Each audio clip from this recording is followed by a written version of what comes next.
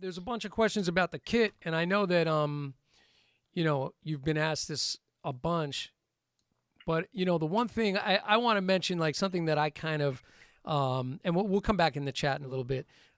Something that I kind of feel watching you with your kit, and I'll let you, of course, explain, but like. Now that it's set the way it is and it's evolved, I've seen the evolution. Yes. But I feel like, somebody else had mentioned this. I think it was Sugarfoot said that he's got a couple cymbals that are up really high. And one thing, there's showmanship involved, but also he kind of said like it's that high because he wants to make sure if he's going to hit it, he really wants to hit it.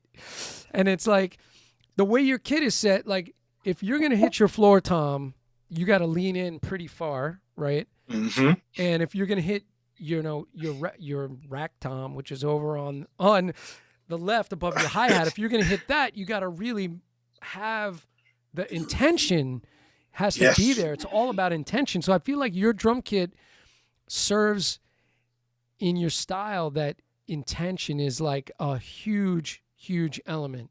You got to mean it. Wow. I mean, that's just kind of what I was surmised watching.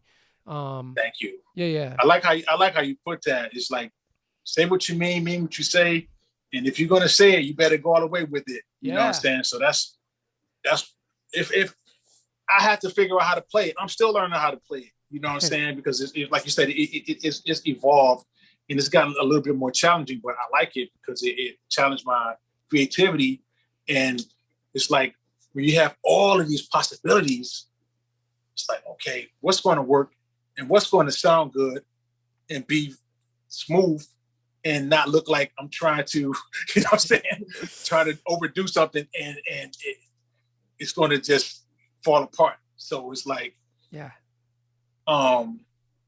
it's the reason why I was going there. I lost my train of thought. But yeah, that's pretty much it. It just. And I think, you mentioned early, when you first started experimenting with that it was really, you were carving out something that looked different, right? It was like, that's it. This nobody's kit looks like mine.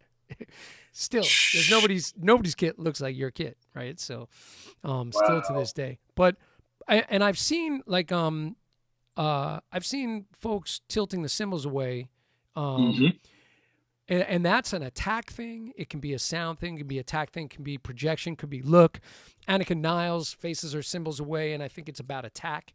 But I had never seen the drums facing away except for the snare, which of course goes back to early jazz. Yes, right? So, that was influence, definitely influence. And you play traditional grip, and like so, if you go back to Baby Dodds, there's a chair propped up on there's a snare propped up on a chair to its side, and he was playing it, completely on the side. And if you look at early Buddy Rich, drums pointing forward, everybody was pointing the drum from Gene Krupa. So there's the traditional thing. It totally makes sense.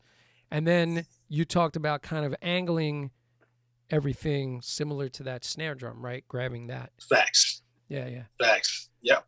That was the inspiration, and just trying to take what I saw and take it further versus just that's what it is. Let me just copy that.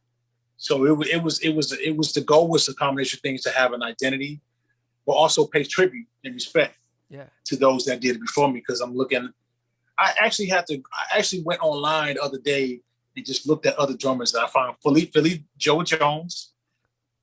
A lot of those cats play with angles. I'm like, man, what's the big deal?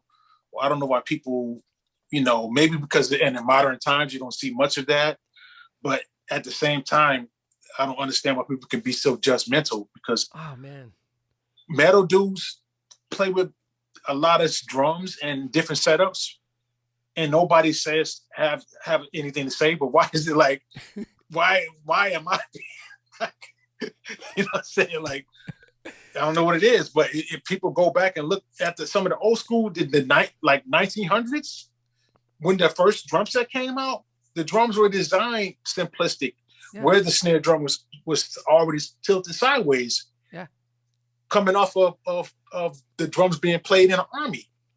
That whole the gag, that was a thing. So I'm just pushing it forward, but I don't want to focus on the negative. I'm just thankful and that I've kept doing what I'm doing, and when it catches on, it catches on. But regardless, I'm happy. I'm happy with it, and it brings me joy, and I'm just grateful to be able to people to appreciate my artistry and understand it's I'm an artist.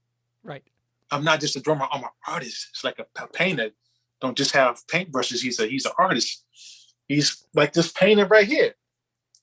It's different texture. It's different textures. Yeah, yeah. You know what I'm saying? Who did that, by the way? Who did that for you? This cat. I forgot the gentleman's name, and I don't want to get it wrong, but he's a friend of mine.